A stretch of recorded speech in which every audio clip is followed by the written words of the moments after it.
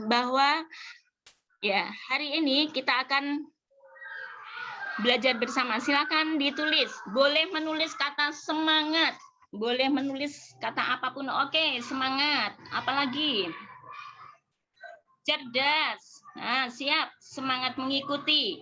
Surga. Nah, ini yang tertinggi. Cerdas. Bismillah. Semangat. Insya Allah semangat. Semangat. Barokah. Bismillah semangat. Wah, hampir semuanya semangat ya. Ya, Bismillah, semangat menambah ilmu, semangat untuk masa depan anak-anak kita, Masya Allah.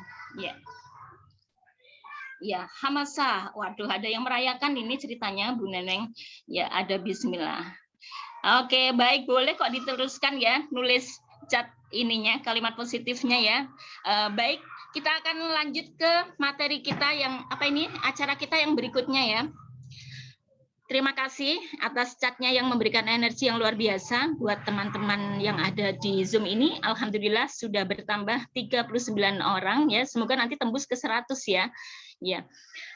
Baik, kita akan ke acara yang kedua yaitu pembacaan ayat suci Al-Qur'an ya yang akan dibacakan oleh tim dari KCA yaitu Mbak Nida Syarifatul Latifah. Anak saya ini. Ya.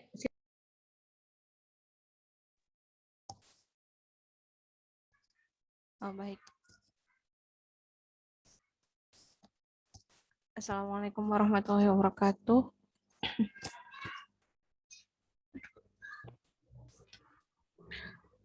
A'udzu billahi minasyaitonir rajim. Bismillahirrahmanirrahim. Shad wal Qur'ani dzidzikr. Balil ladzina kafaru fi 'izzatin wa shiqaq. Kam ahlakna min qablihim min qarnin fanadaw wa la tahina manas. وعجبوا أن جاءهم منذر منهم وقال الكافرون هذا ساحر كذاب أجعل الآلهة إلها واحدا إن هذا لشيء عجاب وانطلق الملأ منهم أن امشوا واصبروا على آلهتكم إن هذا لشيء يراد ما سمعنا بهذا في الملة الآخرة إن هذا إلا اختلاق أأنزل عليه الذكر من بيننا بل هم في شك من ذكري بل لما يذوقوا العذاب أم عندهم خزائن رحمة ربك العزيز الوهاب لكم ملك السماوات والأرض وما بينهما فليرتقوا في الأسباب صدق الله العظيم.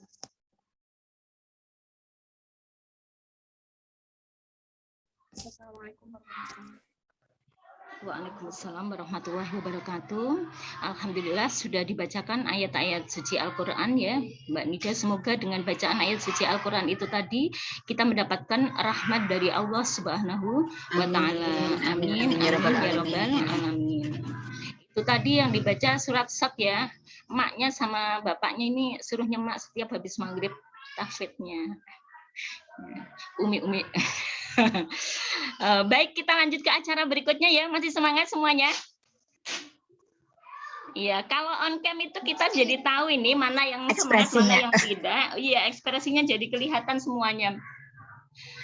Baik, berikutnya kita akan lihat begini teman-teman perlu tahu semuanya bahwa acara kita ini ya terselenggara berkat kerjasama dengan diselenggarakan oleh komunitas cinta anak ya, komunitas cinta anak, komunitas yang ada di Jatim tapi anggotanya itu di seluruh Indonesia. Jadi anggotanya ada yang dari Kalimantan, ada yang dari Papua, ada yang tapi terhimpunnya di komunitas cinta di Jatim. Nah, sharing parenting hari ini ingin memberikan wawasan baca atau dunia literasi. Baik, kita lihat dulu ya video tentang KCA supaya tahu apa sih KCA gitu ya. Mungkin ada yang sudah tahu di sini, ada yang sudah tergabung juga ya di KCA, tapi ada yang belum. Nah,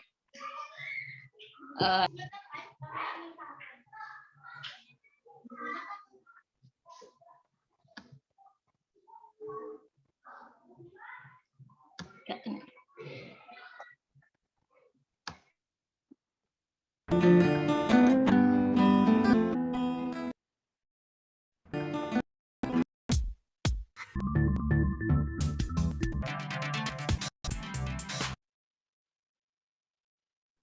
Ya.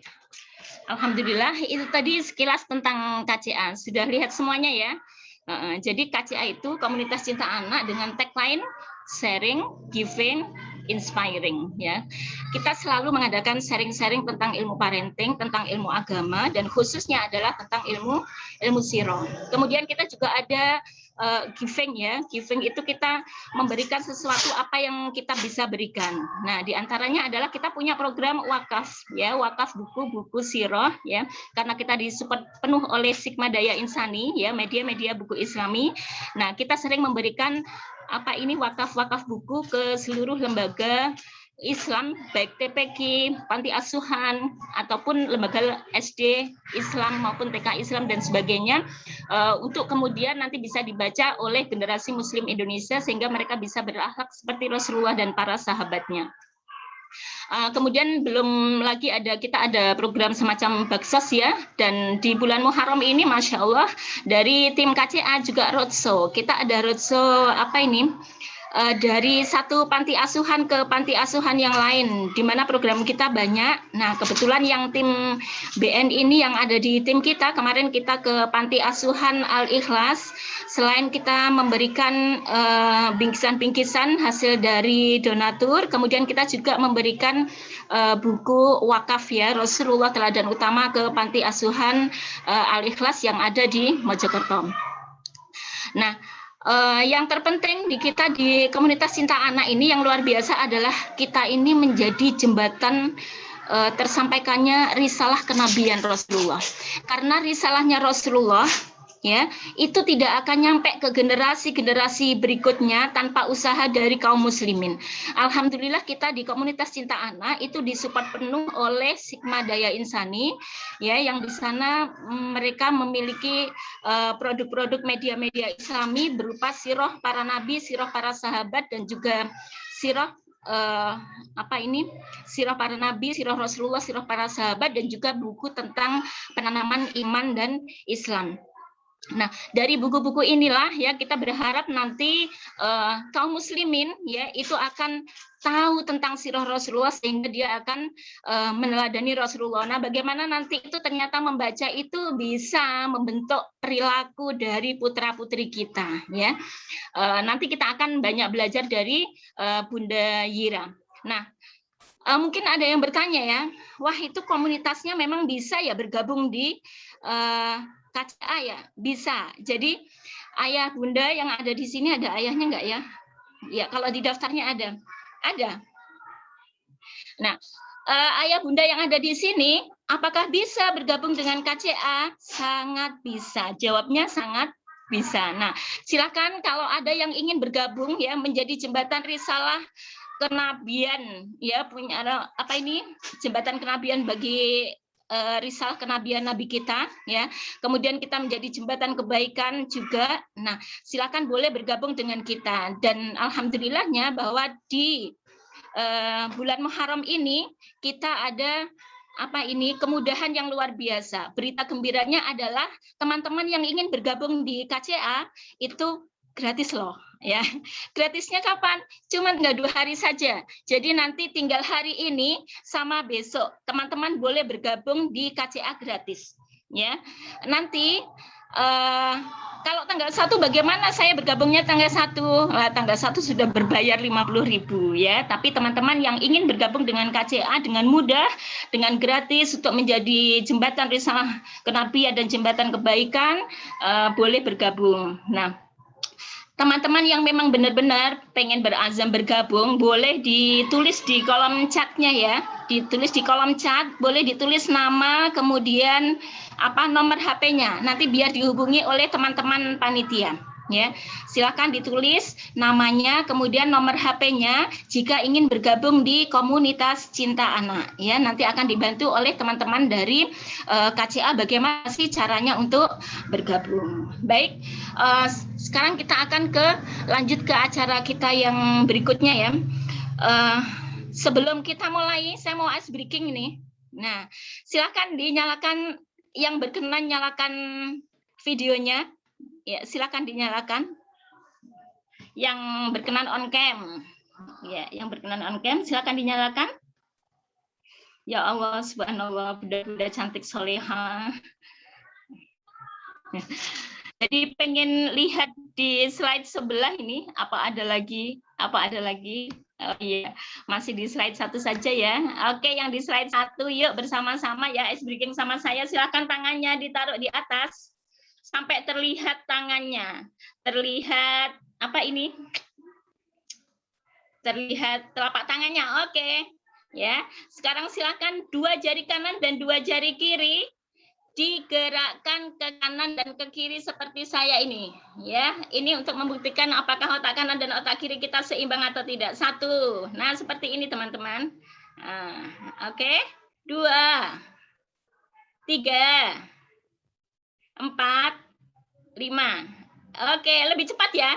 Coba 1, 2, 3, 4, 5, 6, 7, 8. Ada yang begini-begini loh ya. Ya. Baik, berikutnya silakan digosok-gosok tangannya. Ya, sudah digosok-gosok tangannya. Konsentrasi dengan apa yang saya ucapkan. Ikuti apa yang saya ucapkan. Digosok-gosok terus sampai hangat, Ayah Bunda. Ya, digosok lagi sampai hangat. Oke, pegang kepalanya. Pegang kepalanya. Ada yang pegang telinga? Ada yang pegang telinga? Pegang kepalanya sayang. Iya. Berarti ada yang belum fokus. Yuk, kita bikin lagi. Digosok lagi. Biar fokus. Ikuti kata-kata saya ya. Jangan tirukan gerakan saya. Ya, ikuti kata-kata saya. Pegang hidungnya. Sudah konsen. Berarti sudah siap semuanya. Oke, silakan diturunkan tangannya. Nah, oke, permainan yang terakhir. Ayah Bunda silakan lihat lantai. Lantai yang ada di depannya. Sudah dilihat semuanya lantainya? Sudah? Oke, kalau sudah lihat lantai, saya punya kertas. Kertas saya taruh di lantai. Apakah lantai yang lain masih terlihat, Ayah Bunda? Silakan ditulis di kolom chat.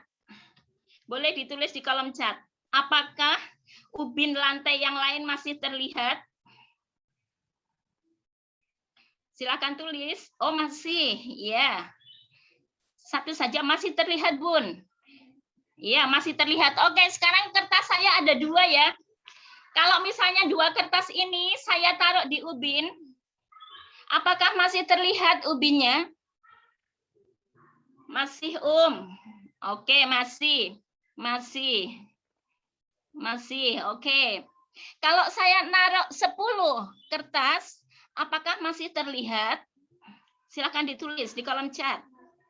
Apakah masih terlihat? Oke, masih terlihat. Ayah Bunda, saya ingin ngajak teman-teman untuk berintrospeksi ya. Anggaplah bahwa ubin yang Ayah Bunda sedang lihat itu adalah kelebihan-kelebihan anak kita. Kelebihan yang dimiliki oleh anak kita. Sementara kertas-kertas yang penjenengan yang saya taruh di lantai itu adalah kekurangan dari anak kita.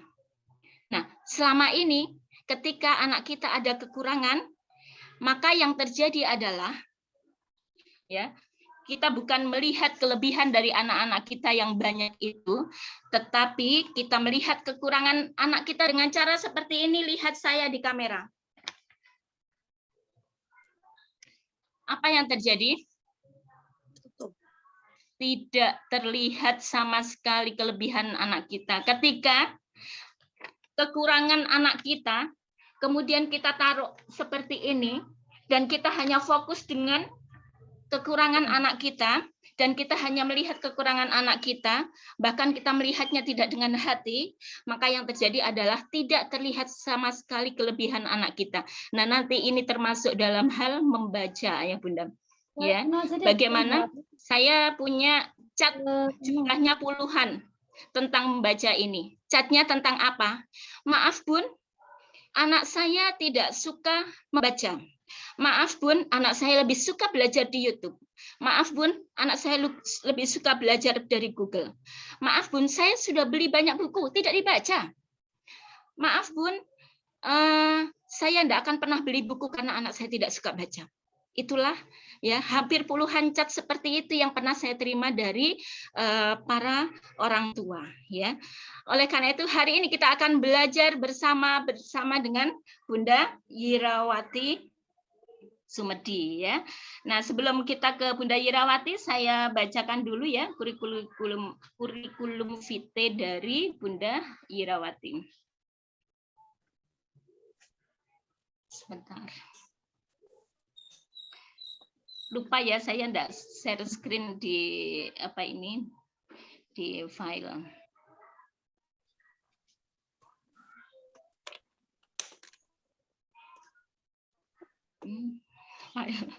Aduh, munyer. Sebentar. Agak sabar sedikit.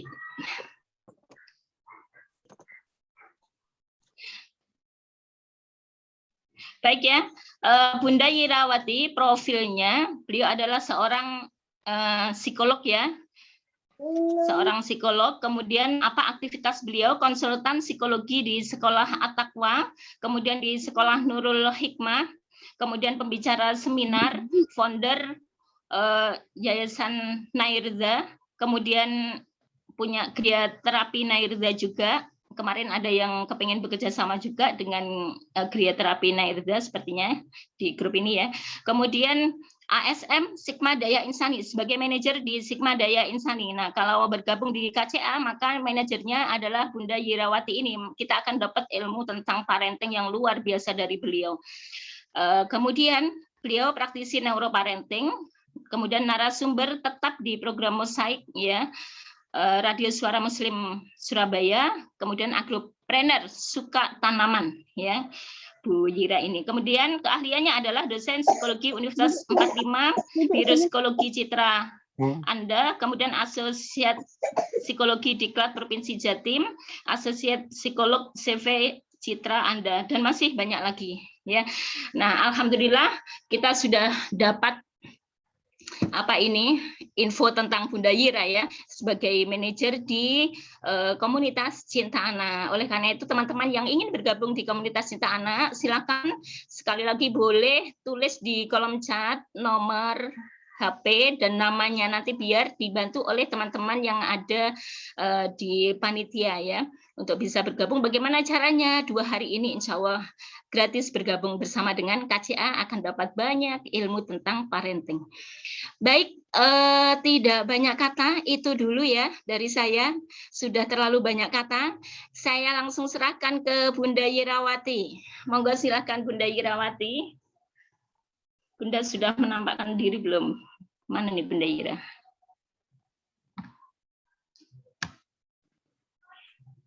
Nah, merah ya. Hampir tadi saya mau pakai baju merah, jilbab merah. Iya, silakan Bunda Yira. Iya, ini sebenarnya anak-anak mau masang lampu ini di belakang saya nggak jadi. Assalamualaikum warahmatullahi wabarakatuh, bunda-bunda semuanya. Insya Allah sudah. Waalaikumsalam warahmatullahi wabarakatuh. Ini saya lihat sudah pada cantik-cantik semua ya. Insya Allah sudah siap belajar.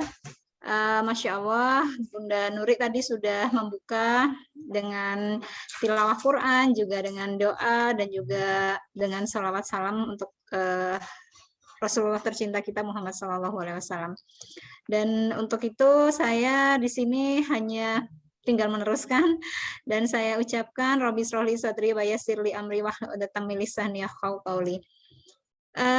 Bunda di sini setelah mendengarkan apa yang disampaikan Bunda Nuri, pastinya bunda-bunda semuanya memiliki masalah dengan anak-anak. Kenapa sih anak-anak itu tidak suka membaca gitu?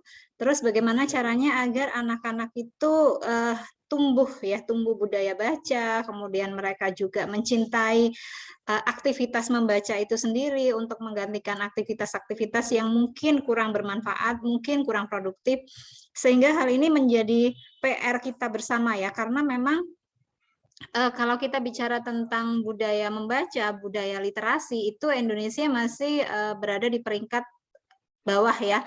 Bahkan semakin lama semakin turun peringkat literasi Indonesia dan juga kemampuan untuk membaca sains dan matematika kita. Padahal sebenarnya katanya salah satu profesor fisika yang cukup terkenal di Indonesia, profesor ya, saya lupa. Profesor Suryo ya kayaknya, lupa saya, yang ahli fisika itu, anak Indonesia itu sebenarnya cerdas-cerdas gitu. Tapi masalahnya mungkin karena tidak adanya itu ya, tidak adanya stimulasi yang baik dan juga tidak adanya budaya yang baik dari kita dalam pengasuhan mereka, akhirnya menghasilkan anak-anak yang intinya tidak bisa mengembangkan budaya-budaya positif, terutama terkait dengan fitrah belajar mereka. Nah, ini menjadi sebuah PR besar bagi kita semua. Sebentar ya, Ibu-ibu.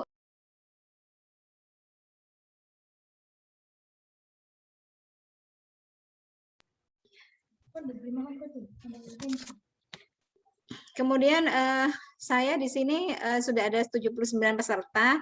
Saya izin buka ini ya. Share screen ya. Saya izin untuk membagi share screen.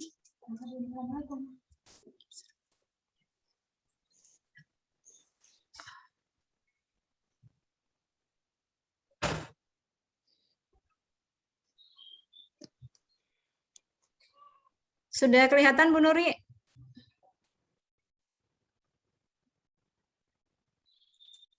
Halo Bu Nuri, apakah share screen saya sudah terlihat? Sudah, Bu. Sudah masuk. Oh, iya, gini.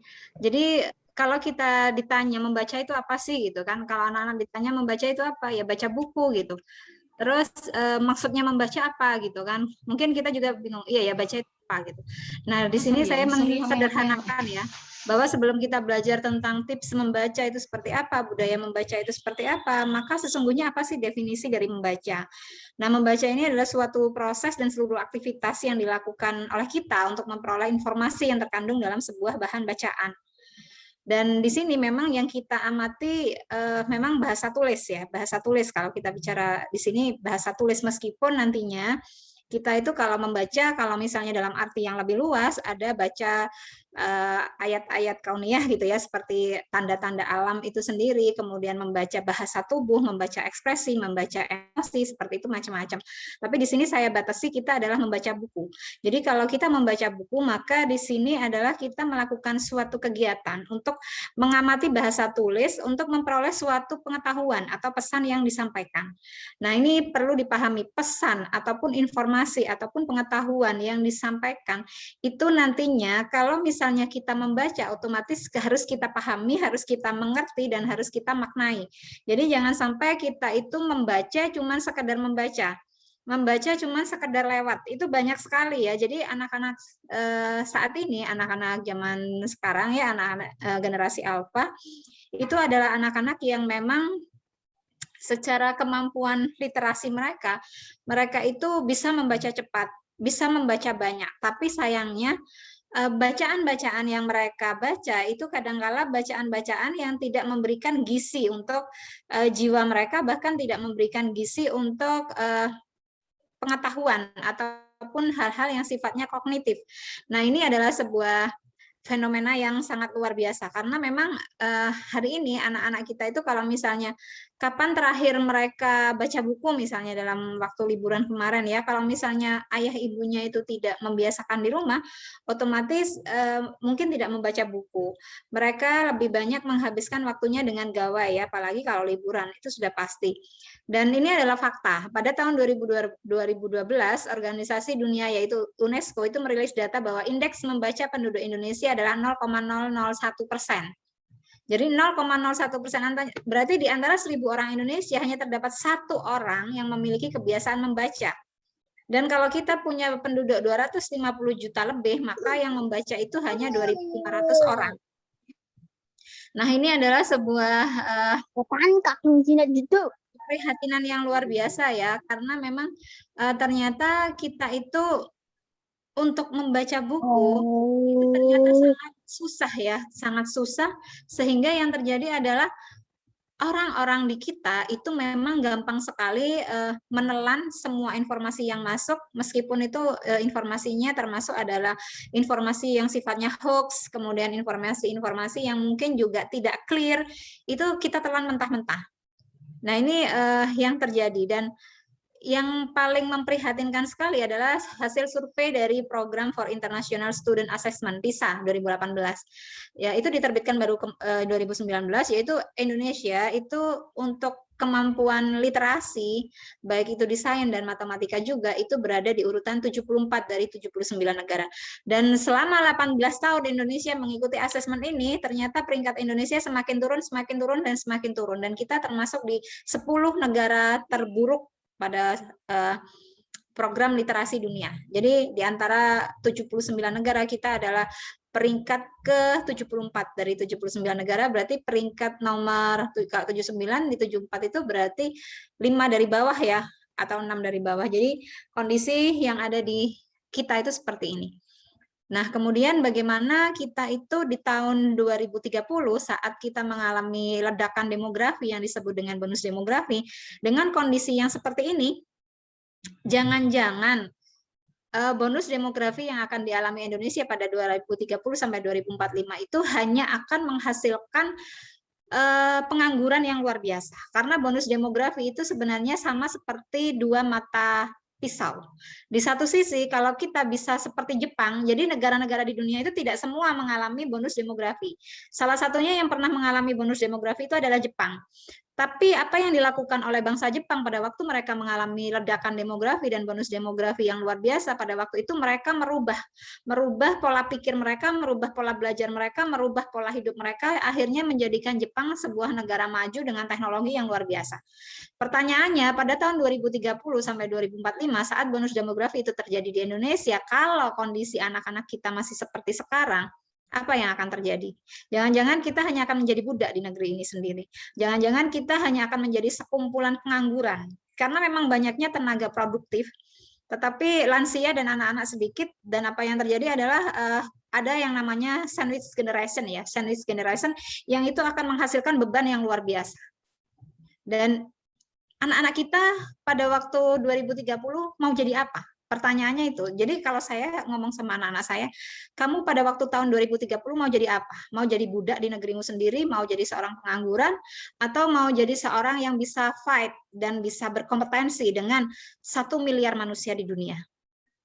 Kalau misalnya mereka nggak punya keterampilan, saya bilang, kalau kamu nggak punya keterampilan, kalau kamu nggak punya wawasan yang bagus, kamu tidak punya keterampilan literasi yang bagus, kamu tidak punya keterampilan hidup yang bagus, maka jangan pernah berharap untuk jadi siapapun. Karena kita itu butuh pengetahuan, kita butuh keterampilan, kita butuh skill, kita butuh emotional question juga, kita juga perlu adanya adversity question juga. Nah, ini yang harus menjadi PR besar bagi kita semua. Anak-anak kita mau kita didik seperti apa untuk kedepannya. Jadi luar biasa ya Bun, PR kita sekarang gitu ya. Jadi anak-anak sekarang itu kalau dikatakan apakah mereka anak-anak yang bodoh, bukan. Anak-anak zaman generasi alpha itu adalah anak-anak yang pintar. Mereka beda dengan generasi baby boomer, beda dengan generasi X, Y, dan Z, atau bahkan dengan generasi setelah Z itu sendiri ya kan. Alpha itu kan sebelum alpha itu kan ada generasi yang lain ya. Nah, itu kita hari ini anak-anak kita itu terlahir dengan 180 sampai 200 miliar sel saraf kecerdasan. Sedangkan generasi sebelum alfa itu adalah generasi yang lahir dengan 100 miliar sel saraf kecerdasan otak. Jadi kalau misalnya untuk kecerdasan mereka sebenarnya rata-rata cerdas, tapi masalahnya kecerdasan mereka apakah diiringi dengan stimulasi yang bagus dari orang tua, apakah juga diiringi dengan aktivitas yang bagus, perkembangan emosi yang bagus, atau juga diiringi dengan perkembangan keterampilan life skill yang bagus juga. Jangan-jangan mereka malah tidak berkembang aspek-aspek yang memang dibutuhkan gitu. Dan akhirnya apa yang terjadi, mereka akan menjadi anak-anak yang tidak percaya diri, self esteem-nya jelek, self confidence-nya jelek, kemudian juga mereka tidak mampu merepresentasikan dirinya. Nah, ini adalah sebuah PR yang sangat luar biasa, karena jangankan untuk mengembangkan self confidence ya, kalau misalnya self esteem maksud saya, kalau misalnya mereka self confidence-nya sudah jelek, kemudian konsep dirinya juga nggak bagus gitu, bagaimana mereka bisa mengembangkan self esteem nantinya. Dan kalau self esteem anak-anak rusak, otomatis mereka itu sudahlah yang terjadi adalah mereka jadi anak yang bergantung, tidak mampu melakukan pengambilan keputusan, dan juga malah menjadi problem maker, bukan seorang yang problem solver. Jadi ini yang benar-benar harus kita pahami. Dan kalau kita bicara tentang membaca, maka sebenarnya kenapa sih membaca itu sangat penting gitu? Karena sebenarnya pada waktu kita membaca itu sendiri memiliki beberapa fungsi. Yang pertama adalah memang fungsi intelektual. Orang yang banyak membaca dengan orang-orang yang tidak membaca itu beda pemahamannya beda, wawasannya beda, cara berpikirnya beda, dan otomatis juga adalah fleksibilitas berpikirnya beda. Jadi fungsi intelektualnya itu kalau orang-orang yang terlatih membaca, maka apa yang akan terjadi di otak? Bagian otak yang bernama korteks cerebri yang itu memang fungsinya untuk menciptakan sinaptik-sinaptik intelektual, kognitif, itu akan bekerja dengan baik. Tapi kalau misalnya anak-anak itu tidak pernah membaca, mereka itu lebih banyak main gadget, mereka lebih banyak nonton televisi, maka korteks cerebrinya tidak berkembang. Apalagi kemudian anak juga malas gerak atau mager ya, tidak memiliki aktivitas-aktivitas yang memang memungkinkan mereka untuk banyak gerak. Maka otomatis bagian otak yang bernama korteks cerebri itu tidak berkembang dengan baik. Bahkan mungkin yang berkembang dengan sangat luar biasa adalah fungsi otak emosinya yang membuat anak-anak itu kadang lebih cepat emosi, lebih cepat bosan, kemudian mereka lebih cepat jenuh, kemudian mereka juga keburu-buru, lebih suka marah, seperti itu. Nah, kemudian yang kedua, fungsi membaca itu adalah apa? Untuk memicu kreativitas. Jadi kalau misalnya anak itu rajin membaca, maka apa yang dari dia baca, apa yang dari dia pelajari itu mendorong dirinya, menggerakkan dirinya itu untuk berkarya. Karena dia memiliki wawasan, dia memiliki kemampuan untuk memahami, merepresentasikan apa yang ada dalam pikirannya. Dan kemudian dari hal inilah yang akhirnya membuat dia itu bisa berpikir kreatif, bisa mengembangkan inovasi, dan akhirnya dia itu menciptakan sebuah karya. Jadi ini luar biasanya ya kalau anak-anak kita membaca. Jadi bandingkan saja kalau anak-anak itu tidak suka membaca misalnya dengan anak-anak yang suka membaca, keterampilan mereka untuk berbicara saja sudah beda. Terus ide-ide yang mereka miliki. Jadi ide-ide, cara berpikir futuristik mereka, kemampuan analisa mereka itu beda. Karena saya sebenarnya juga mengamati sih Bu ya, untuk anak saya yang nomor 2 dan 3, itu keterampilan membaca di nomor 3 itu lebih baik ya dari yang nomor 2, karena nomor 2 nggak seberapa suka membaca gitu dibandingkan adiknya. Ternyata memang kemampuan untuk mengembangkan kosakata dan kemampuan untuk memahami segala hal yang terjadi itu memang akhirnya lebih matang gitu, lebih matang yang di adiknya. Nah, ini salah satunya juga saya bilang kan selain untuk otak intelektual, maka dia juga bisa mengasah otak emosi anak. Jadi pemahaman dia akan lingkungannya, pemahaman dia akan tanda-tanda yang dia lihat di sekitarnya itu membuat dia lebih peka dan bisa memahami apa seharusnya yang harus dilakukan gitu. Nah, ini yang harus dipahami. Kemudian yang ketiga adalah fungsi praktis. Jadi selain ada fungsi intelektual, fungsi kreativitas, maka dia adalah membaca itu memiliki fungsi praktis. Di mana kegiatan membaca ini memang dilakukan untuk memperoleh pengetahuan praktis. Jadi misalnya kita itu kan suka misalnya sekarang itu kan banyak sekali tutorial gitu, tutorial untuk masak, tutorial untuk masang apalah macam-macam ya, pokoknya tutorial. Nah, di situ kan adalah kegiatan membaca sebenarnya, meskipun kadang-kala yang kita baca itu banyak gambarnya ya, itu namanya infografis. Jadi membaca itu sendiri memang memiliki kemampuan untuk fungsi-fungsi praktis. Kadang-kala kita juga belajar, oh bagaimana sih untuk mengatasi misalnya mengatasi sakit kepala. Nah, itu mungkin kita baca, oh di resepnya kayak gini. Ada resep seperti ini. Oh, lihat bukunya Dr. Zaidul Akbar gitu misalnya. Oh, ternyata begini-begini. Kemudian fungsi praktis juga adalah misalnya pada waktu kita kepingin belajar kayak seperti belajar sholat, selain ada gurunya, kita kadang-kadang oh iya ya kok ada yang lupa ya, oh lihat buku tuntunan ibadah, tuntunan sholat gitu. Jadi memang fungsi dari membaca itu juga untuk pengetahuan praktis juga. Nah, ini yang memang harus kita pahami. Kemudian fungsi yang terakhir, yang namanya membaca itu otomatis adalah kita mendapatkan informasi. Kalau nak tahu. Jadi kalau misalnya kita banyak membaca, maka informasi itu juga akan lebih cepat kita dapatkan. Kita juga akan mendapatkan lebih banyak informasi yang kita inginkan. Dan sebenarnya untuk teknik membaca juga macam-macam ya, ada 4 teknik membaca sebenarnya, tapi tidak saya ajarkan di sini karena memang kita tidak bicara tentang teknik membaca, dan membaca itu kan juga disesuaikan dengan tingkatan usia. Ada kemampuan membaca prasekolah, ada kemampuan membaca pada waktu anak-anak di elementary, ada di tingkat tinggi seperti itu, advance ada sendiri. Tapi saya di sini lebih menekan bagaimana sih agar nantinya anak-anak ini mau membaca. Mereka itu kalau kita sudah tahu fungsi, jadi kita nih sebagai ibu nih sudah tahu nih fungsi membaca gini, itu tularkan kepada anak-anak. Bahwa dari membaca mereka bisa dapat apa saja, dari membaca mereka itu bisa melihat dunia, dari membaca mereka itu membuka jendela dunia, gitu kan. Dan dari membaca mereka itu bisa menemukan hal-hal baru, dari membaca mereka itu bisa berkeliling dunia, dari membaca mereka itu bisa belajar tentang biografi orang-orang besar, dari membaca mereka itu bisa mendapatkan ide-ide dan kreativitas lainnya. Nah, ini yang memang harus kita pahamkan kepada anak-anak. Jadi kita memahamkan fungsi pentingnya membaca itu untuk apa? Untuk mereka. Dan dari membaca juga kita sampaikan kepada anak-anak, kita bisa berjuang, kita bisa berkompetensi dengan orang-orang dengan cara apa? Dengan cara kita mungkin mengembangkan komunikasi dengan mereka, mengembangkan diplomasi dengan mereka, menjalin kerjasama, kolaborasi dengan mereka. Jadi seperti itu. Jadi memang anak-anak itu harus kita dorong untuk membaca. Tapi masalahnya kadang-kala kita dorong anak-anak, kita sendiri nggak terdorong untuk membaca ya Bu ya, ini juga bermasalah nantinya. Jadi nanti akan saya bahas ya mengenai kenapa sih kita itu harus ngasih keteladanan, jadi seperti itu. Nah kemudian apa sih alasan kok kita itu harus baca buku gitu? Ternyata ada banyak alasan kenapa kita harus baca buku gitu. Dan untuk jatuh cinta pada buku itu kata Najwa Shihab, jangan pernah mencari alasan untuk mencintai buku. Cari satu buku yang benar-benar kita cintai gitu ya.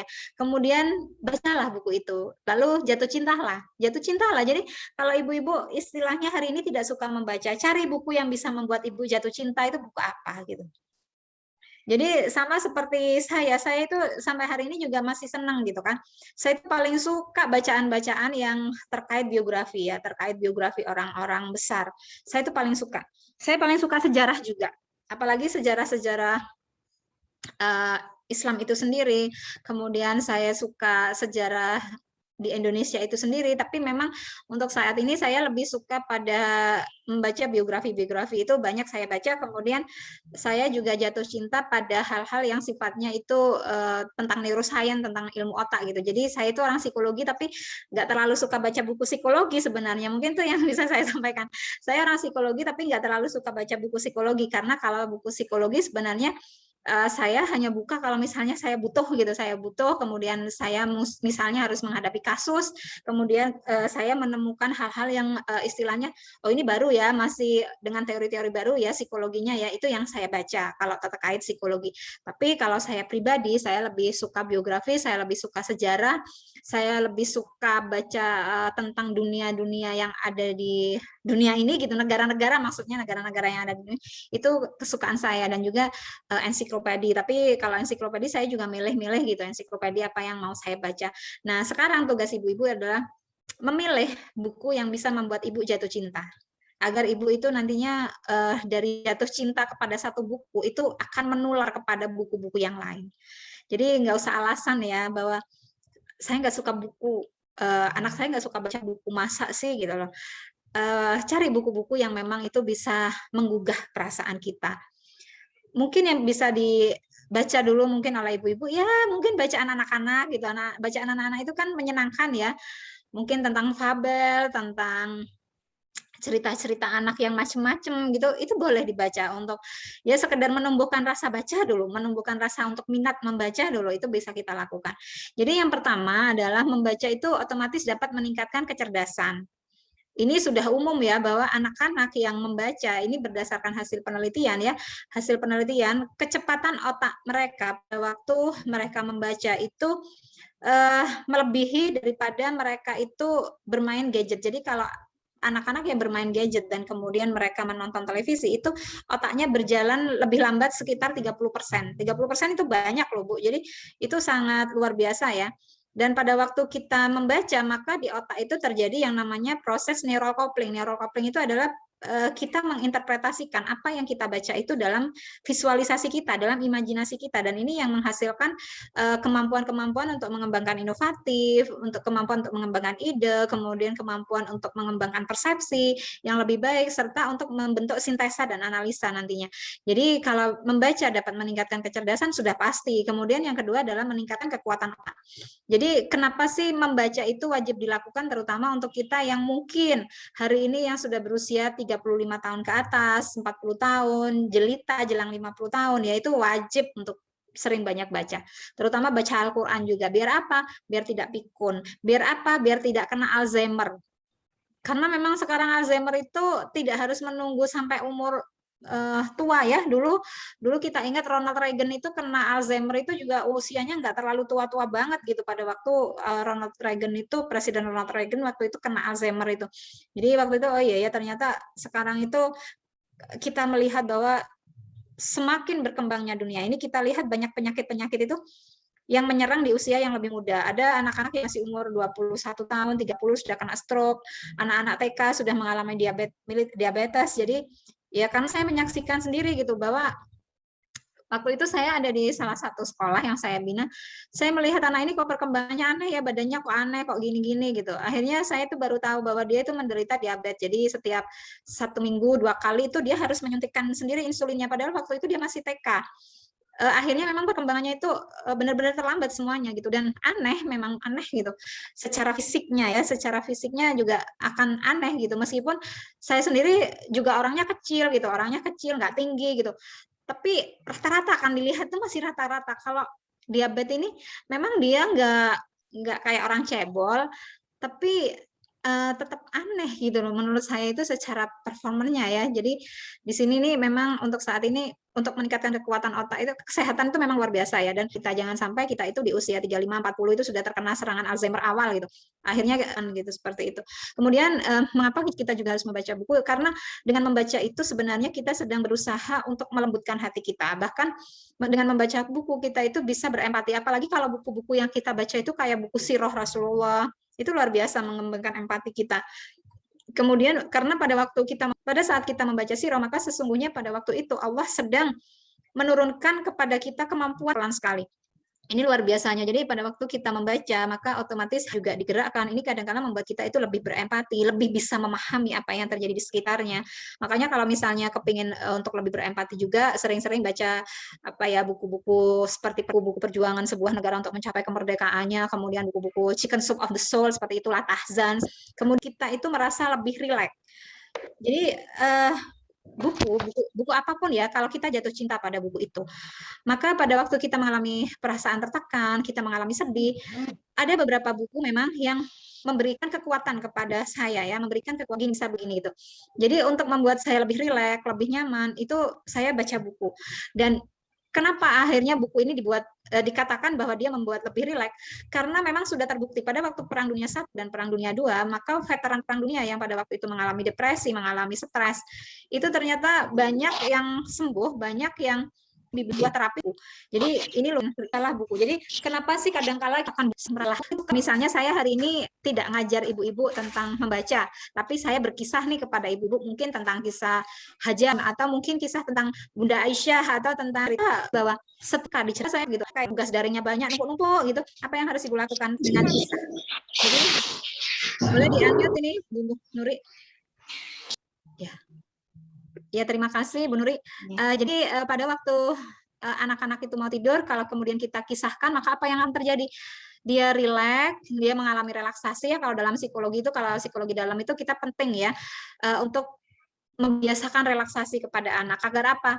Agar dia bangun di pagi hari itu tidak relaksasi, otak itu benar-benar di waktu dia dari anak-anak. Nah, disitulah proses hipnoterapia pesan sudah benar-benar nyaman, benar-benar rileks, itu sampaikan.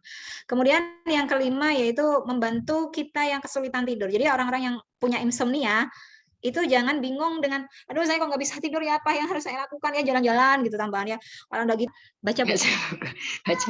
Iya benar, baca buku. Kalau sulit tidur itu baca buku. Iya, dan baca buku ini memang harus membaca buku dengan kan baca dari gadget, bukan baca dari laptop.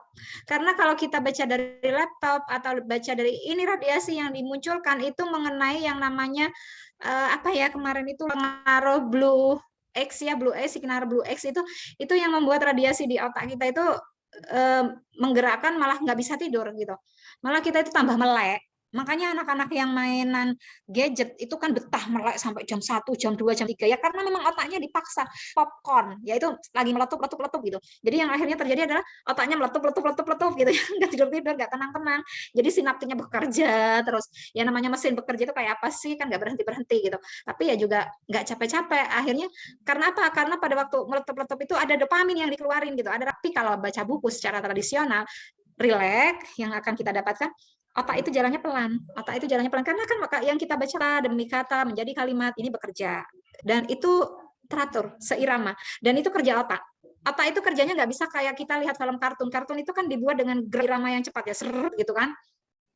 Otak nggak bisa bekerja seperti itu, bukan kerja otak. Otak itu kerjanya teratur, diulang lagi, teratur, diulang lagi. Nah itu yang akhirnya membuat kita lebih rileks, akhirnya bisa tidur. Jadi seperti pada waktu kita banyak membaca, otomatis kita punya banyak kosakata, kita otomatis punya banyak wawasan, kita otomatis punya banyak pendapat yang kita simpan, kemudian kita banyak informasi yang kita simpan di otak kita. Akhirnya hal inilah yang kadang-kadang membuat kita itu kalau menemukan sesuatu itu kita langsung menganalisa, mempersepsi, membandingkan gitu, kemudian mensintesa. Akhirnya apa yang terjadi? Oh, kita itu mampu berpikir kritis, kita mampu melogikakan, oh nggak bisa kayak gini. Kita ada pengalaman-pengalaman dari memberinya membuat kita itu kadang-kala mampu untuk memberikan pendapat, kita mampu untuk mengembangkan critical thinking, dan kita juga mampu untuk mengembangkan persepsi dan memberi. Jadi seperti itu. Dan kemudian yang ketujuh adalah meningkatkan kemampuan menulis. Kalau orang banyak membaca, biasanya juga gampang untuk menulis. Karena kalau misalnya kita itu kan kadang-kala gampang membaca, tapi kalau sudah suruh nulis ya, apalagi kalau nulis artikel atau nulis apa itu kayaknya, aduh nulis ini kok nggak selesai, apalagi ya yang harus saya tulis ya gitu. Jadi kalau kayak saya itu dipaksakan ya, memang ya 1 bulan sekali saya harus setor tulisan gitu untuk sebuah majalah. Kemudian belum lagi kalau misalnya harus bikin materi, belum lagi kalau misalnya sekolah meminta Mbak tentang ini gitu. Ya udah saya bikin tulisan. Menulis itu ternyata memang susah. Kita itu nggak punya bahan bacaan gitu. Tambah aku mau nulis apa ya gitu, kayak bingung, kayak blank gitu. Apa yang mau saya tulis, terus apa yang mau saya sampaikan. Nah itu benar-benar kita bingung. Itu yang harus dipahami. Kemudian yang ke-8, dengan banyak membaca buku berarti kita bisa meningkatkan fokus dan konsentrasi. Kenapa?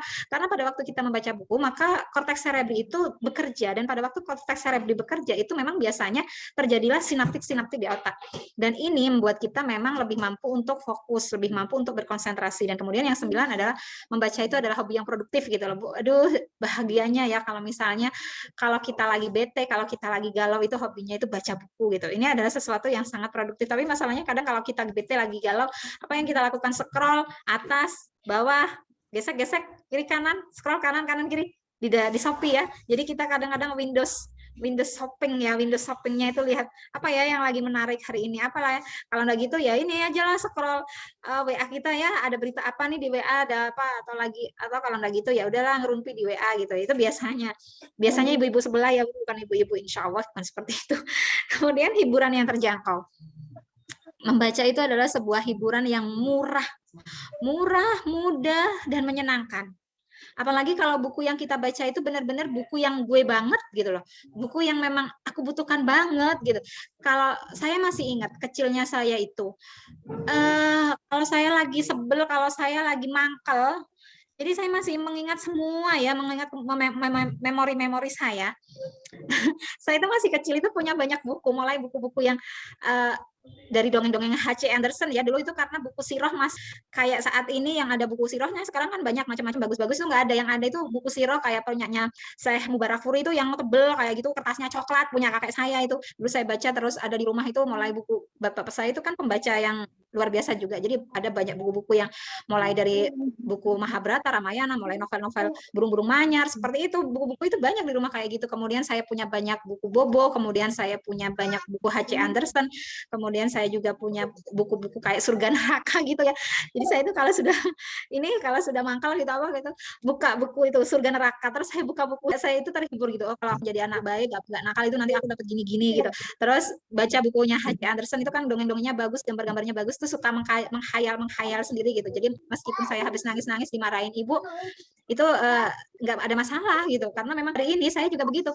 Kalau saya lagi kesel, saya sebel gitu, saya ambil buku, misalnya buku yang luar biasa ya, di antara buku The Greatest Saya itu sangat-sangat bersyukur kepada Allah atas semua yang Allah berikan. Itu adalah pada saat saya membaca bukunya Maryam yang yang karangannya Sibyl Air Aslan. Jadi buku itu benar-benar memberikan motivasi yang luar biasa.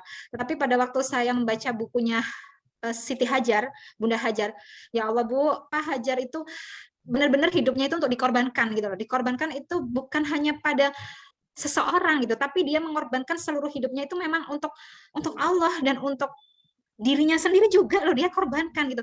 Jadi saya sampai, aduh ya Allah, nggak bisa bayangin deh kalau misalnya jadi Hajar gitu, nggak bisa bayangin kalau jadi Maryam gitu, nggak bisa saya sampai, wah ya Allah sebegininya ya perjuangan mereka ya. Itu ternyata memberikan, aku belum apa-apa sudah lebay, aku belum apa-apa sudah kayak gini gitu. Nah itu yang membuat saya itu akhirnya, oh ya punya motivasi gitu kan. Kemudian yang ke-12 ya, membaca buku itu jadi banyak. Kenapa sih kita itu harus membaca buku itu? Ada banyak alasan untuk mencintai buku. Ini saya kasih semua nih, bisa meningkatkan kesehatan. Oke. Tadi saya bilang ya, salah satunya untuk meningkatkan kesehatan ya buktinya dipakai kan untuk itu memang pakai buku untuk apa ya, untuk meningkatkan semangat hidup mereka, untuk mengatasi ini yang saya pakai juga untuk sarana terapi ya. Kalau saya kan kebetulan punya terapi itu anak-anak itu ada beberapa buku yang memang disukai anak-anak, kalau mereka rewel itu mereka buka buku itu seneng gitu isi yang ada di situ, mereka seneng gitu. Itu luar biasa, itu ternyata bisa memberi efek relaksasi dan membuat mereka lebih senang. Kemudian membangun harga diri. Makanya saya bilang tadi, kalau kita ingin membangun harga diri maka bacalah buku biografi orang-orang besar. Karena pada waktu kita membaca buku tentang orang-orang besar itu luar biasa. Kita akhirnya bisa yang luar biasa dalam kehidupan kita. Dan ini dibandingkan dengan orang-orang yang dahulu itu, kalau kita bandingkan ya, bahwa ternyata nikmat Allah yang Allah berikan lewat iman dan Islam itu benar-benar itu membuat kita itu, oh ya Allah, aku bersyukur kepada Engkau, aku menghargai hidupku. Nah itu bagian dari membentuk self esteem, itu bagian dari membangun harga diri. Kemudian yang ke-14 adalah memperbaiki moral. Jadi dari buku-buku itu kita tahu kan sebenarnya bahwa bagaimana Rasulullah sebagai uswatun hasanah, kemudian bagaimana para sahabat itu menjadi orang besar dengan apa ya, jalan hidup yang berubah dari seorang Umar bin Khattab ya. Umar, kalau kita baca cerita tentang Sayyidina Umar itu bagaimana seorang yang pada waktu jahiliyahnya membunuh anak perempuan, dikubur hidup-hidup, kemudian hampir membunuh Rasulullah, ternyata pada waktu beliau mengenal Islam ternyata ada perubahan yang luar biasa dalam hidupnya. Oh ternyata kita belajar dari situ bahwa tidak selamanya seorang yang mungkin buruk di masa lalunya itu tidak akan menjadi kekasih Allah gitu loh. Ini sebuah pelajaran moral yang luar biasa dan memang ini harus, kalau misalnya kita nggak baca buku kita nggak bisa dapat. Kemudian yang ke-15 otomatis lah kalau kita baca buku itu kita mengerti tentang sejarah. Kurang 15 menit ya Bu Munuri ya. Saya ini ya, saya persingkat aja. Kalau hakikat dalam membaca ini gampang lah, ini kalau ini nggak terlalu di ini ya, tapi bagaimana sih caranya? Nah sekarang kita caranya untuk mengembangkan budaya membaca. Untuk mengembangkan budaya membaca, maka kita harus punya kebiasaan rutin. Nggak ada ceritanya. Saya kemarin itu ngasih kuliah Zoom, itu saya ditanya, Bu Ira gimana sih caranya agar anak itu bisa suka membaca dengan waktu cepat gitu. Saya bilang, Ibu, tidak ada yang namanya segala hal yang kita inginkan pada waktu mengasuh anak itu sifatnya instan. Bahkan apa yang kita inginkan, karena semuanya itu butuh proses. Wong kita masak Indomie aja itu juga katanya mie instan ya. Kita itu masih masak kok, masih ngerebus air, masih masak minyak juga. Nah itu, jadi nggak ada proses instan Bu. Meskipun yang namanya kopi instan atau apa, kita masih butuh ngerebus airnya ya gitu. Jadi tidak ada yang namanya instan, itu nggak ada. Semua itu berproses. Karena kita hidup di dunia, maka berproses lah. Jadi yang pertama, untuk membangun budaya itu rutin, bacakan cerita.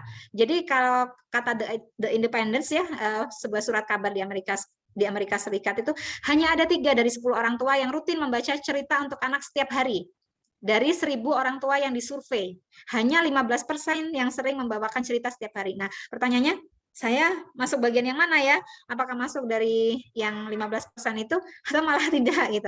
Kemudian yang kedua adalah kelilingi anak itu dengan buku. Jadi kalau bisa di rumah itu di mana-mana ada buku. Buku itu ditaruh di tempat yang mudah dilihat oleh anak, mudah diambil oleh anak, mudah dijangkau oleh anak. Jadi nggak apa-apa. Kalau kayak rumah saya ini sekarang nih bukunya itu bertebaran di mana-mana Bu, di ruang tamu ada, di ruang tengah ada, di kamar ada, belum lagi di ruang tengah yang memang untuk kita baca, di ruang terapi ada buku. Pokoknya di mana-mana ada buku, di mobil ada buku. Itu yang harus kita lakukan. Jadi memang kelilingi diri kita itu dengan buku karena kita sedang membangun budaya ya. Jadi apa yang harus kita lakukan adalah merutinkan kebiasaan-kebiasaan baik itu dan kemudian memberikan stimulasinya, yaitu buku itu sendiri. Kemudian jadilah teladan. Jadi kita itu harus kalau kita mau anak baca buku, mau suka baca buku, maka orang tuanya dulu harus suka baca buku dan membaca buku. Jangan sampai kita itu jarkoni ya, bisa ujar ora iso nglakoni gitu kan. Jadi harus lihat tuh anak-anak, oh ibuku lagi baca buku, oh ibuku lagi baca Quran, itu harus dilihat oleh anak-anak.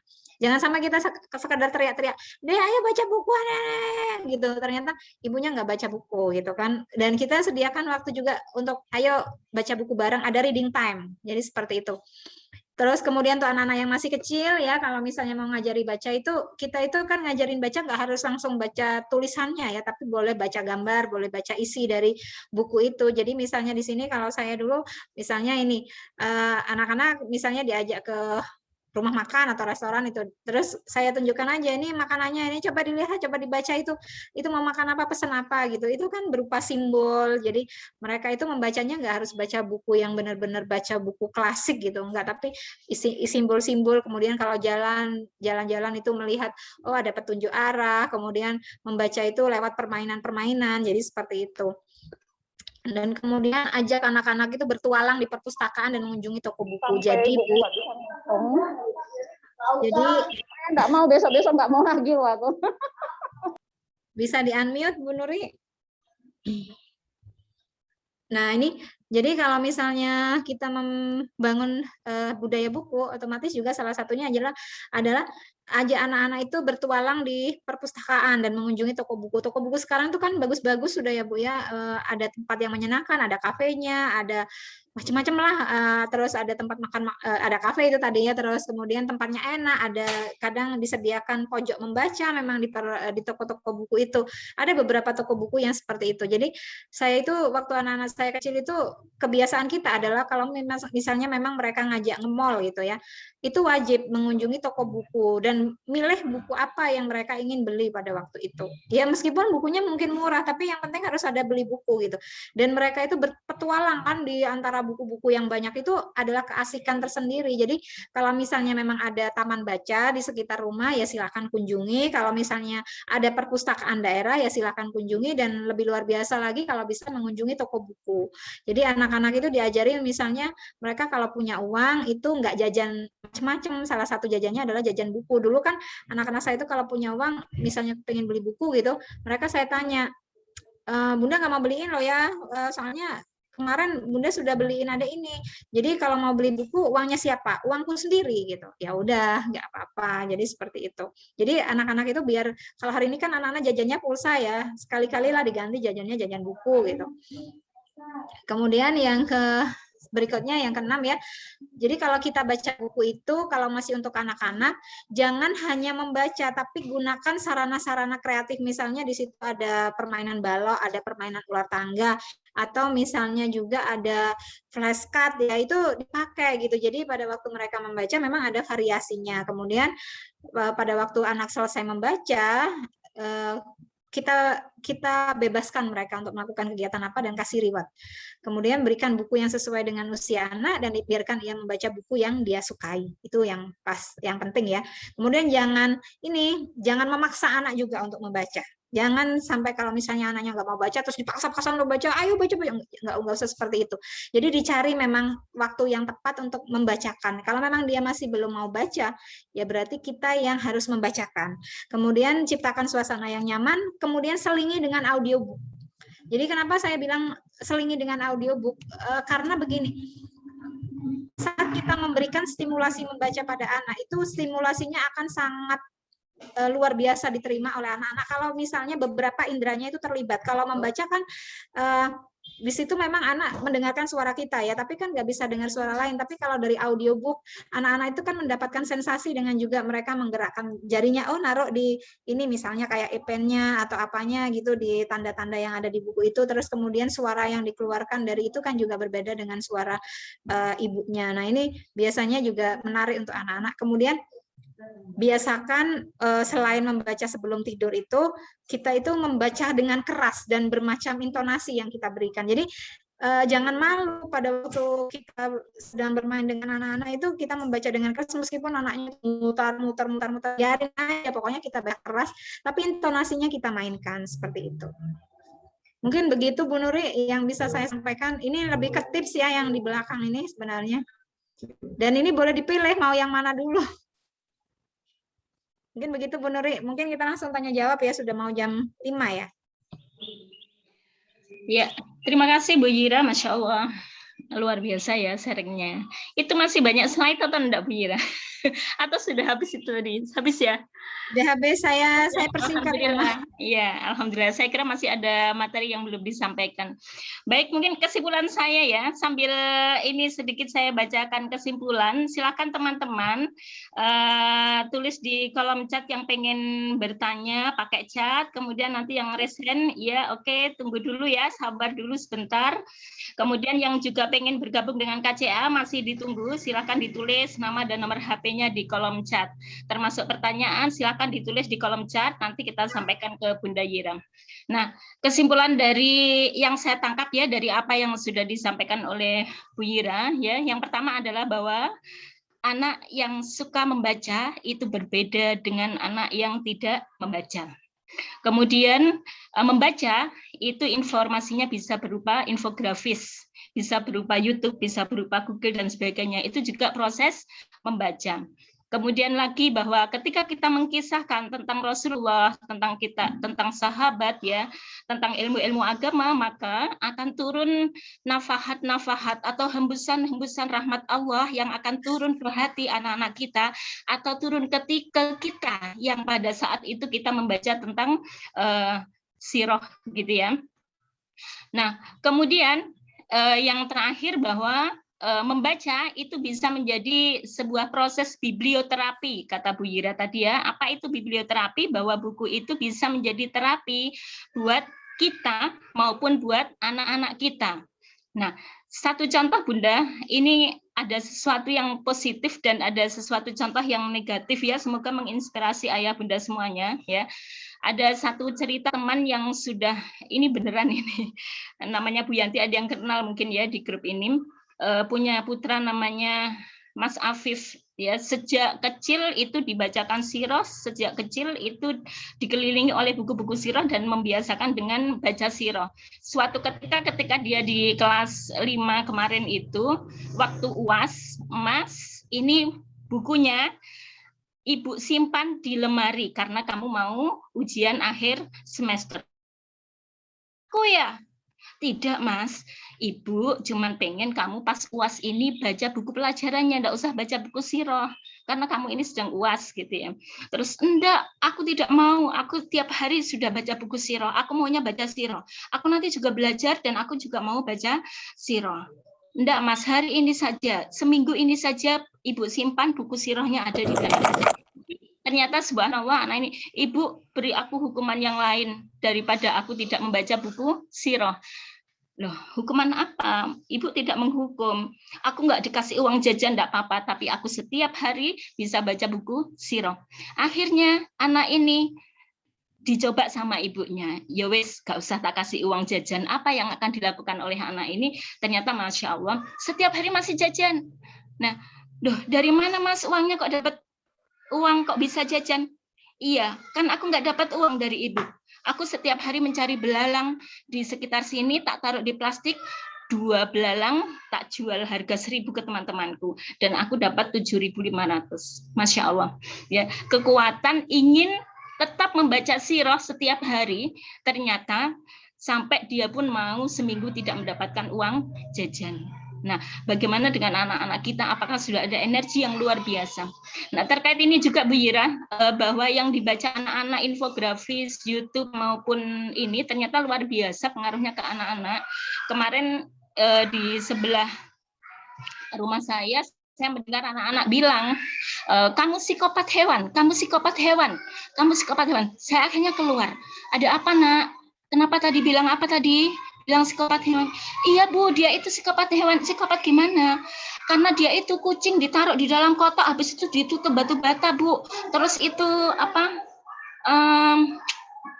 Katak itu dikasih di mulutnya itu ada dikasih petasan, terus ikan dikubur hidup-hidup, dia ituin. Nah ternyata saya coba deketin anak ini, yang dilihat memang YouTube tentang psikopat hewan bahasanya ya kalau anak-anak itu.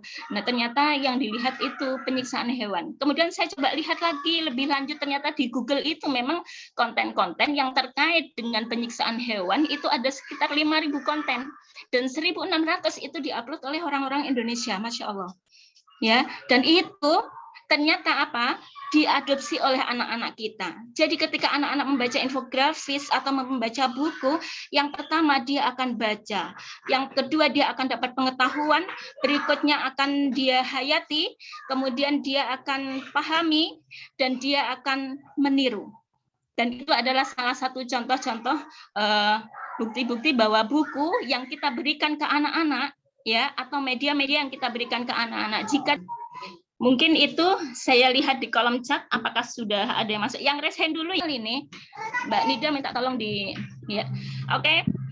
Itu sedikit cerita dari saya ya, semoga menginspirasi bahwa anak-anak kita itu luar biasa, peniru yang ulung ya, pembaca yang ulung ya. Jadi semoga setelah ini kita akan mendapatkan sebuah kata bahwa tidak ada anak yang tidak suka membaca gitu ya.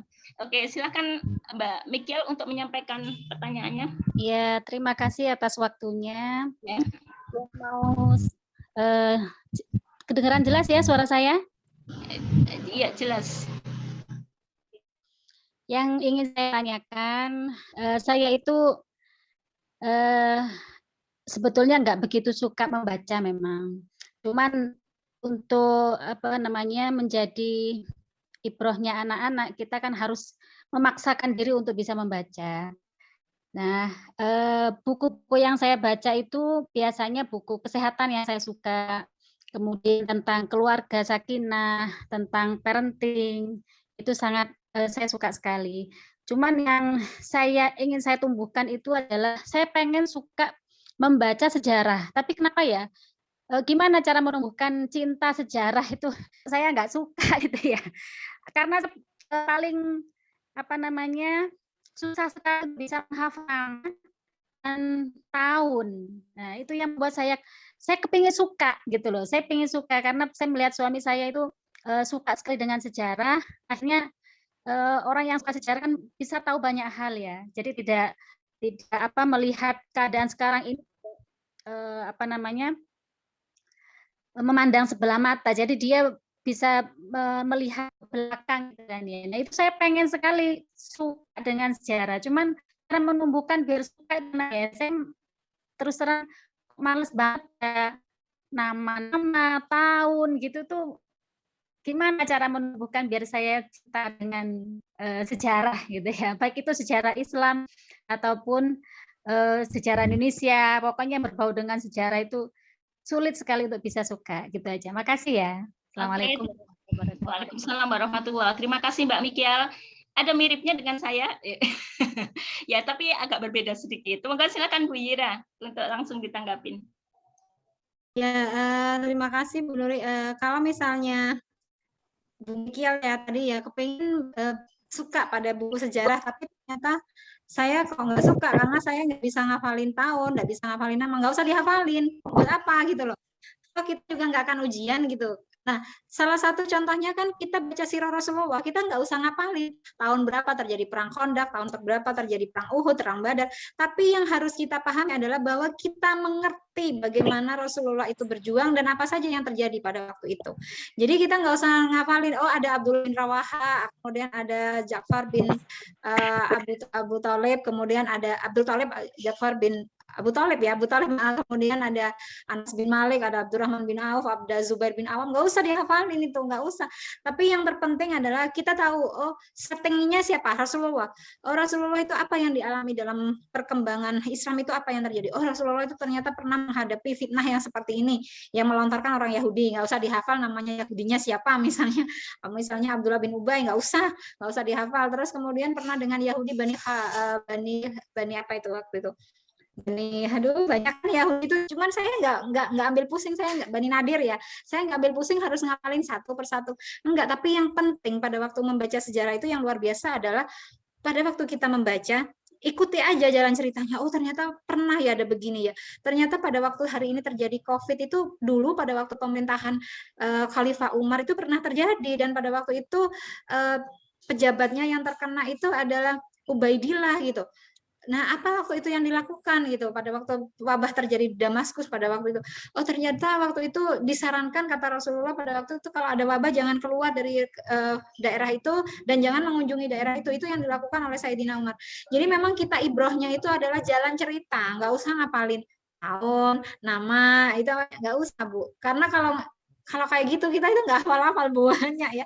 Apalagi kalau misalnya kita kemudian pengen tahu sejarahnya Rasulullah mulai dari siapa? Mulai dari Ibrahim, kemudian Ismail, kemudian Kilab, jelas macam-macam saya aja nggak hafal gitu. Paling ya saya tahunya cuma sampai kakeknya gitu aja. Terus setelah itu anak Rasulullah, tapi yang penting kita itu tahu jalan cerita dari sejarah itu. Kenapa akhirnya saya punya buku-buku tentang Al-Fatih? Karena buku-buku tentang Al-Fatih itu memang menggelorakan semangat. Jadi kalau misalnya saya itu kadang lagi down gitu, kadang suka buka buku Al-Fatih, kemudian baca di situ, oh ternyata mengingat kemenangan Al-Fatih itu diceritakan dengan cara yang luar biasa, dramatis, itu menumbuhkan giroh sendiri dan menumbuhkan rasa cinta sendiri. Jadi cobalah untuk membaca buku sejarah itu yang menarik. Jadi cari buku sejarah itu yang memang ceritanya itu ditulis dengan gaya bercerita, bukan dengan gaya menyajikan fakta. Dengan menyajikan data-data secara rigid itu jangan. Cari memang yang ditulis dengan bahasa cerita, dengan bahasa kisah. Kalau Syekh Al-Mubarakfuri itu kan masih ada data detail cerita gitu ya. Tapi yang kalau sirah-sirah saat ini terutama kan saya pakai bukunya Sigma Insani ya, saya baca. Saya punya buku Syekh Mubarakfuri itu dari turunan kakek saya, masih ada juga itu, tapi sudah nggak tahu sekarang kemana. Itu terus sampai beli buku sirah-sirah yang lain, tapi ya ternyata iya ya, ternyata pada waktu saya baca buku yang punya dari Sigma itu, oh iya ya, ternyata menarik ya kalau misalnya Siro diceritakan dengan gaya begini, dan itu bisa dinikmati oleh semua orang, bahkan termasuk anak-anak. Jadi seperti itu ya. Jadi nikmati saja peristiwa yang terjadi, kisahnya, semangatnya, motivasinya itu, jangan dihafal. Jadi seperti itu. Terima Jadi kasih Bu Ira. Iya. Terima kasih Bu Ira, Masya Allah. Ya, memang kita bukan lebih di tahun atau menghafal nama ya, tapi ketika nilai itu kita rasakan, maka otomatis ya nama-nama itu juga akan tersimpan sendiri di memori-memori kita. Nah, tentang Rasulullah saja ada sekitar 500 kisah Rasulullah lah yang ada di buku-buku sirah ya, terutama yang kita sedang ini sampaikan kepada generasi muslim. Nah, dari 500 itu sudahkah kita tahu tentang sirahnya Rasulullah yang 500 kisah itu? Nah, di sana kita perlu belajar. Jadi sekali lagi kisahnya Rasulullah ya, jadi tidak kepada hafalannya. Terima kasih Bu Yiram. Yang berikutnya, oh ya, informasi buat teman-teman ya, yang mungkin belum banyak tahu tentang sirah Rasulullah, baik diri sendiri maupun putra-putrinya yang mungkin belum pernah mengkisahkan tentang sirah Rasulullah. Kebetulan hari ini ada kemudahan yang luar biasa buat ayah bunda jika ingin menghadirkan buku-buku sirah.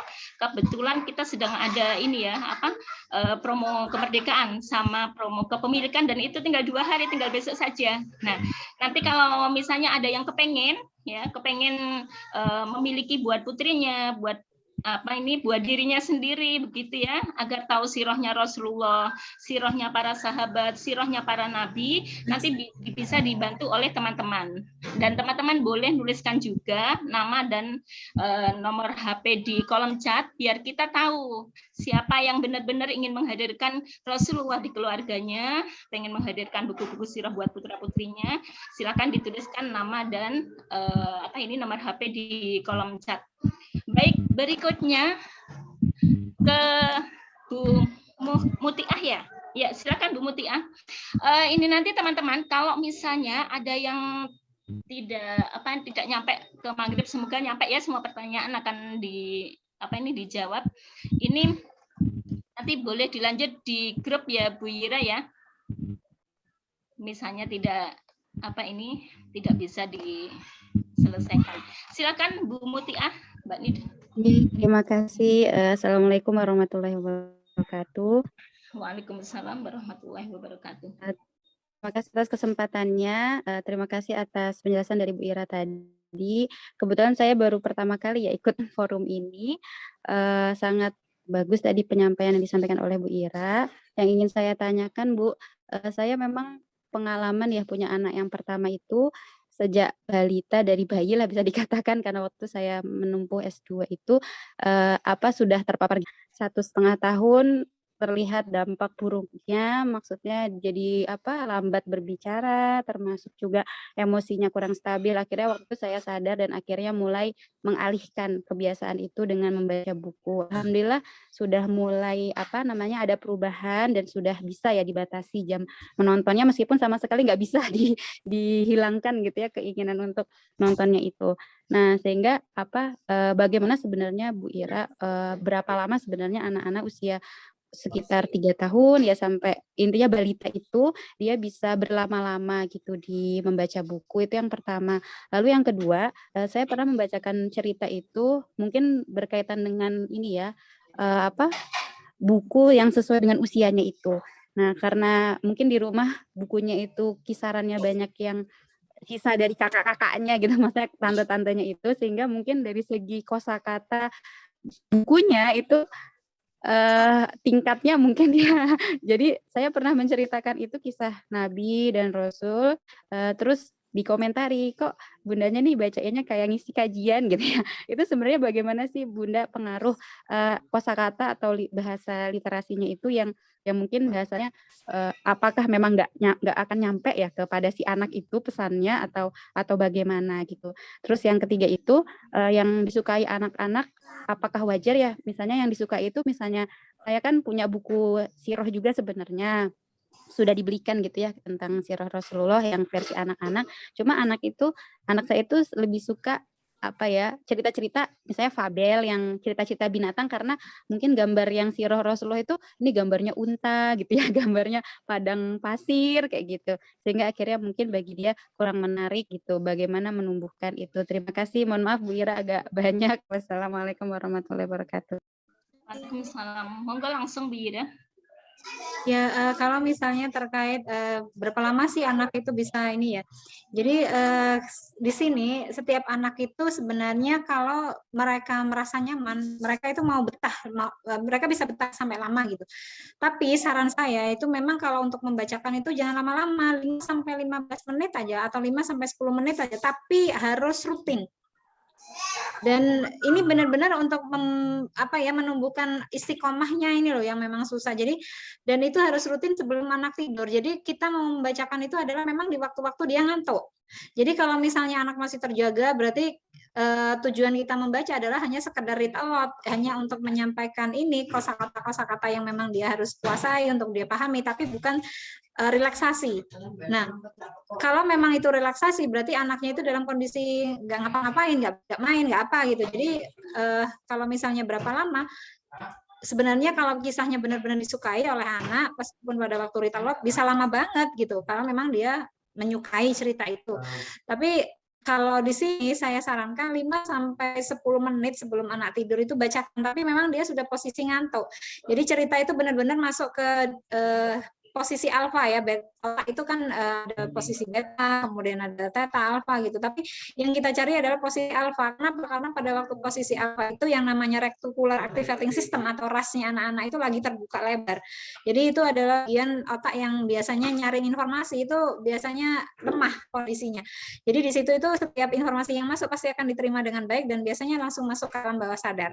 Makanya kalau misalnya ditanya berapa lama Bu Ira?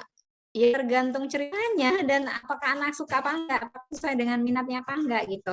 Dan kemudian yang kedua, tadi anak ini misalnya apakah buku yang dibaca itu terlalu terlalu dia nggak paham, kayak di pengajian gitu. Terus dia itu nggak tertarik misalnya juga ya, dia lebih suka tertarik fabel daripada gambar-gambar buku sirah gitu ya. Di sini sebenarnya makanya saya bilang untuk membaca tadi kan salah satunya adalah biarkan anak memilih buku yang dia suka. gitu. Jadi ada fase di mana anak itu dia sendiri yang membaca, tapi ada fase juga kita yang membacakan.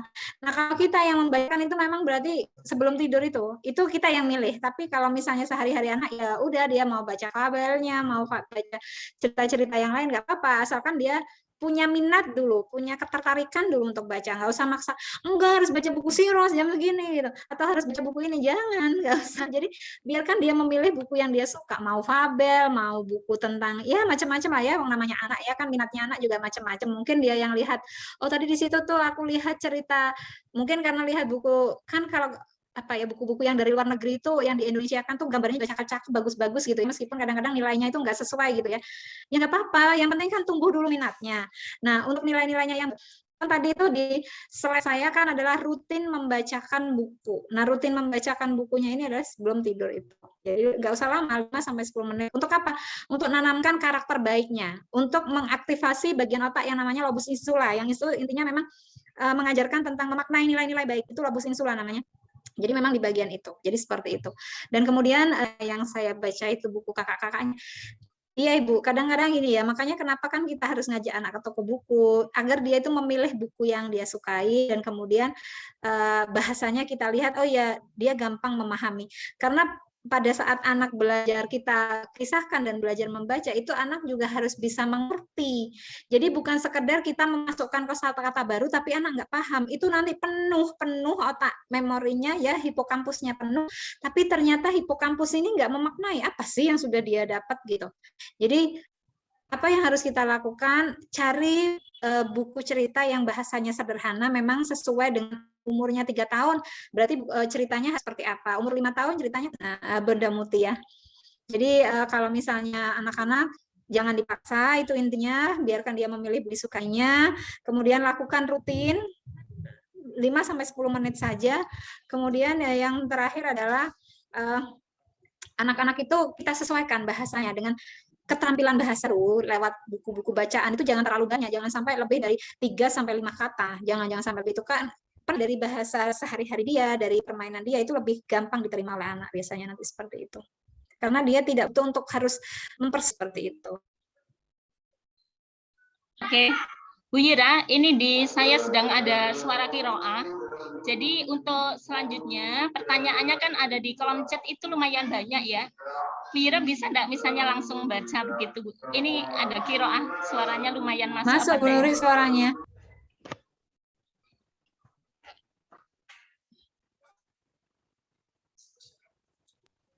Saya tak unmute dulu, Bu Yira bisa langsung baca ininya Bu, yang ada di kolom chat. Bisa enggak?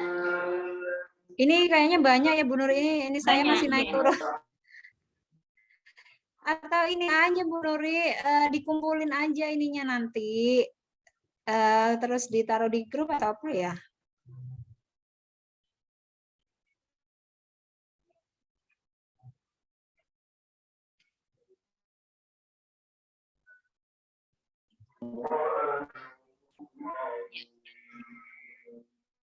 Itu ya Bu Yira? Iya Bu Nuri, soalnya punya saya ini, saya buka ke bawah, balik ke atas. Oh gitu. Ya udah, kita simpan pertanyaannya Ayah Bunda semuanya. Nanti kita lanjut di grup ini ya, di grup apa?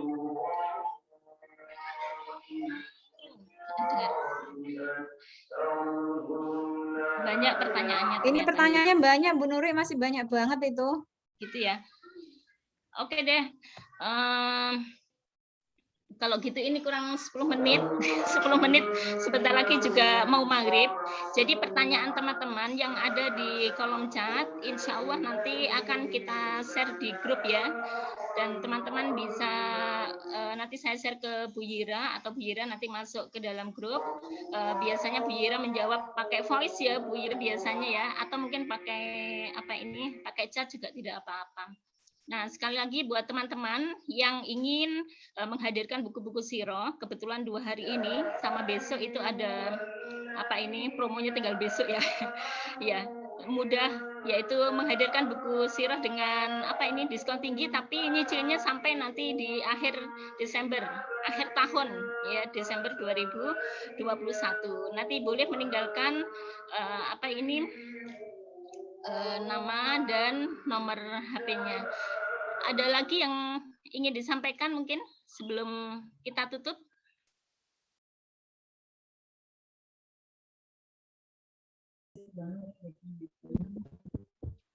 Apa masih boleh tanya lagi?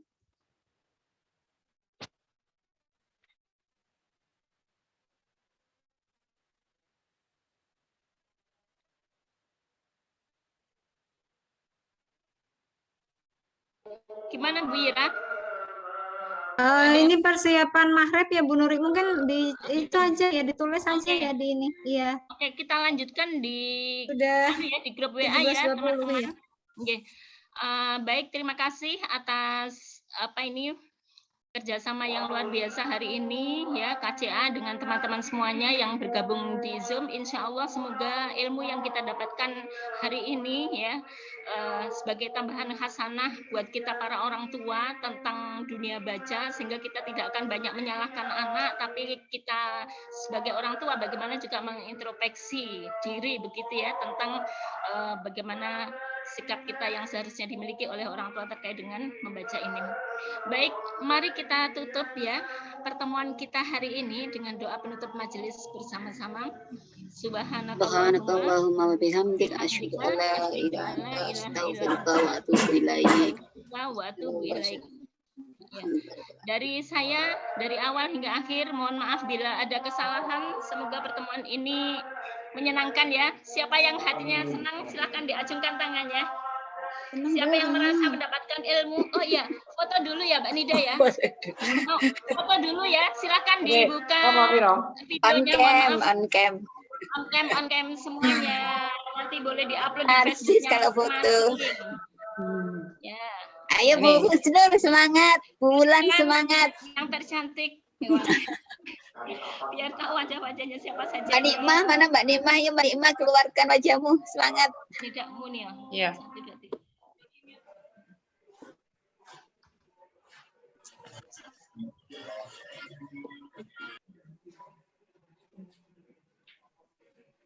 Siap.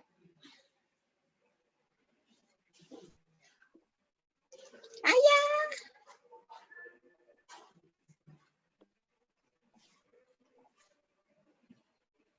Ustazah itu loh. Ustazah itu loh, Ustazah.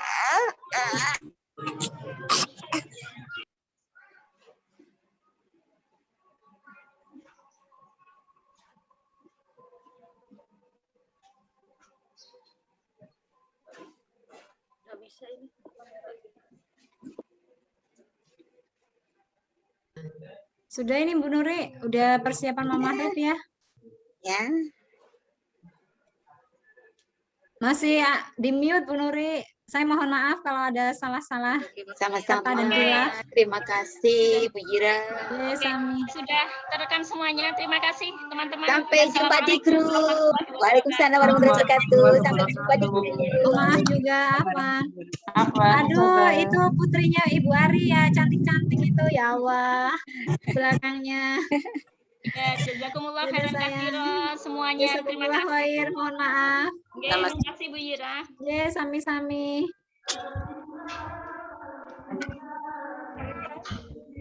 Boleh live. Teman-teman. Terima kasih Bu Nuri. Terima kasih. Sama-sama Bu Ratna. Bu Ratna tiba-tiba aja Selamat ya, Saudara Nuri. Selamat ya, Saudara. Ya, sampai jumpa di grup. Oke, kita lanjut di grup ya. Dadah. Jen live ya Bu. Ya, monggo silakan.